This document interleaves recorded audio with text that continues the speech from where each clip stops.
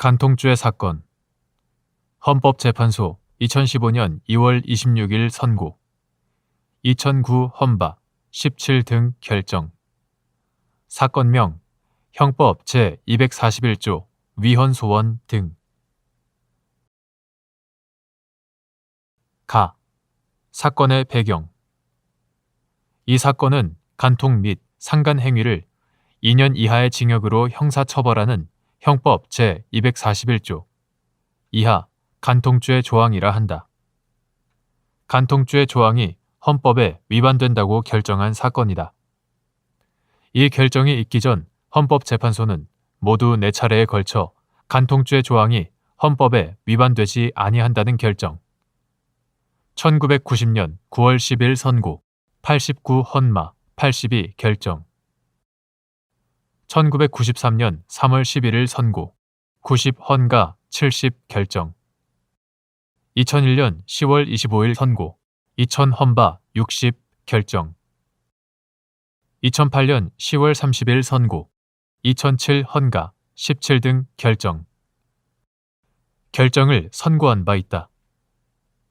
89 헌마 82 및 90 헌가 70 결정은 간통죄 조항이 개인의 성적 자기결정권을 제한하기는 하지만 선량한 성도덕의 유지나 간통으로 인하여 야기되는 사회적 해악을 예방하기 위해서는 배우자 있는 자의 간통 행위를 규제하는 것이 불가피하므로 위 조항은 성적 자기결정권에 대한 최소한의 제한이라고 보았는데, 이에 대하여 한병채, 이시윤 재판관은 간통 행위를 형사처벌한 것은 합헌이지만 간통죄의 법정형으로 징역형만 둔 것이 위헌이라는 반대 의견을, 김양균 재판관은 간통죄 자체도 위헌이라는 반대 의견을 개진하였다.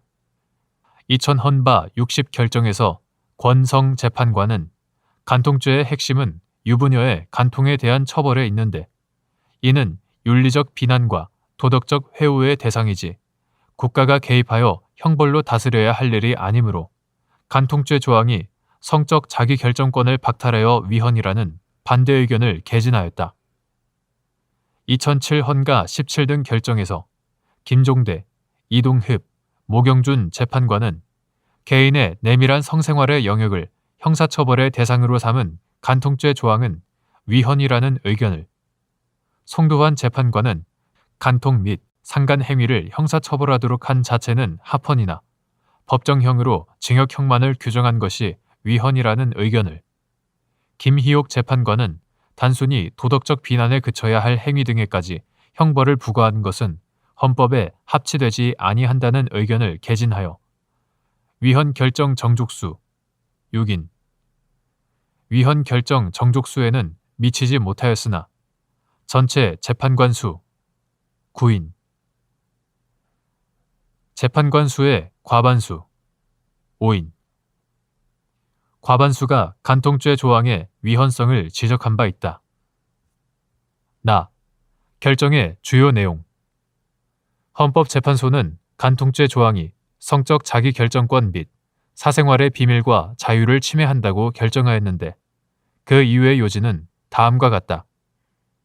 박한철, 이진성, 김창종, 서기석, 조용호 재판관은 사회구조 및 결혼과 성에 관한 국민의 의식이 변화되고 성적 자기결정권을 중요시하는 인식이 확산됨에 따라 간통 행위를 국가가 형벌로 다스리는 것이 적정한지에 대해 더 이상 국민의 인식이 일치되지 않으며 간통죄의 보호법익인 혼인과 가정의 유지는 당사자의 자유로운 의지와 애정에 맡겨야지 형벌을 통하여 타율적으로 강제될 수 없고 간통죄의 처벌 비율과 간통 행위에 대한 사회적 비난 역시 상당한 수준으로 낮아져 형사정책적 효과를 거두기도 어려우므로 간통죄에 대한 형사처벌은 과잉금지 원칙에 위배하여 성적 자기결정권 및 사생활의 비밀과 자유를 침해한다고 하였다.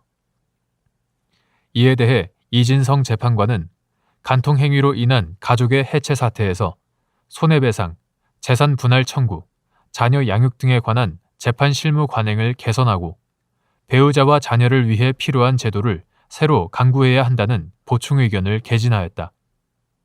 김희수 재판관은 사실상 혼인관계의 회복이 불가능한 파탄 상태로 인해 배우자에 대한 성적 성실 의무를 더 이상 부담하지 않는 간통 행위자나 미혼인 상간자의 상간 행위같이 비난 가능성 내지 반사회성이 없는 경우가 있음에도 불구하고 일률적으로 모든 간통 행위자 및 상간자를 형사처벌하는 것은 성적 자기결정권을 과도하게 제한하는 국가 형벌권의 과잉 행사로서 헌법에 위반된다고 보았다. 강일원 재판관은 소극적 소추 조건인 종용이나 유서의 개념이 명확하지 않아 수범자인 국민이 국가 공권력 행사의 범위와 한계를 확실하게 예측할 수 없으므로 명확성 원칙에 위배되며 모든 간통 및 상간 행위에 대해 반드시 징역형으로만 응징하도록 한 것은 구체적 사안의 개별성과 특수성을 고려할 수 있는 가능성을 배제하여 책임과 형벌 간 비례의 원칙에 위배되어 헌법에 위반된다고 보았다. 이에 반해 이정미, 안창호 재판관은 간통은 일부 일처제에 기초한 혼인이라는 사회적 제도를 훼손하는 것이고 이를 형사처벌하도록 한 입법자의 판단이 자의적이지 않으며 구체적인 경우 위법성이 조각될 여지도 있고 형벌이 지나치게 과중하지도 않다는 등의 이유로 간통죄 조항이 합헌이라는 반대 의견을 개진하였다. 사후 경과. 수차례에 걸쳐 합헌 결정이 있었음에도 불구하고 계속하여 논란이 끊이지 않았던 간통죄에 관하여 마침내 위헌 결정을 함으로써 그간의 논란은 종결되었다. 이 결정에 대하여는 기본권 친화적인 결정이라는 평가가 있었다. 정필훈, 조재현, 2015년 중요헌법 판례 2016년 1월 6일 법률 제13719호로 형법이 개정되면서 간통죄 조항은 삭제되었다. 2014년 5월 20일 법률 제12597호로 개정된 헌법재판소법 제47조는 형벌에 관한 조항의 경우 위헌 결정의 효력을 제한 없이 과거로 소급하던 것을 해당 법률 또는 법률의 조항에 대하여 종전에 합헌으로 결정한 사건이 있는 경우에는 그 결정이 있는 날의 다음 날로 소급하여 효력을 상실하도록 규정하였는데 그 결과 형법 제241조는 종전 합헌 결정인 2007 헌가 17 등 결정이 선고된 2008년 10월 30일에 다음 날로 소급하여 효력을 상실하였다. 다만 소급효 기준 시점 이후 판결이 확정된 사안의 경우 그 범죄 행위가 소급효 기준 시점 이전에 이루어졌다면 재심이 허용될 수 있는가에 관하여는 위 개정에도 불구하고 논란의 여지가 남아 있었다. 이에 대하여 대법원은 2016년 11월 10일 2015 모 1475 결정에서 합헌 결정이 있는 날의 다음 날 이후에 유죄 판결이 선고되어 확정되었다면 비록 범죄 행위가 그 이전에 행하여졌다 하더라도 그 판결은 위헌 결정으로 인하여 소급하여 효력을 상실한 법률 또는 법률의 조항을 적용한 것으로서 위헌으로 결정된 법률 또는 법률의 조항에 근거한 유죄의 확정 판결에 해당하므로 이에 대하여 재심을 청구할 수 있다라고 판시하였다.